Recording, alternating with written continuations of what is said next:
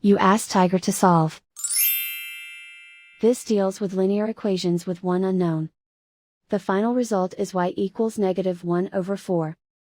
Let's solve it step by step. Simplify the expression. Group like terms. Simplify the arithmetic.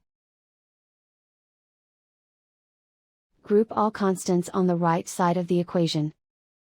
Subtract 1 from both sides. Simplify the arithmetic.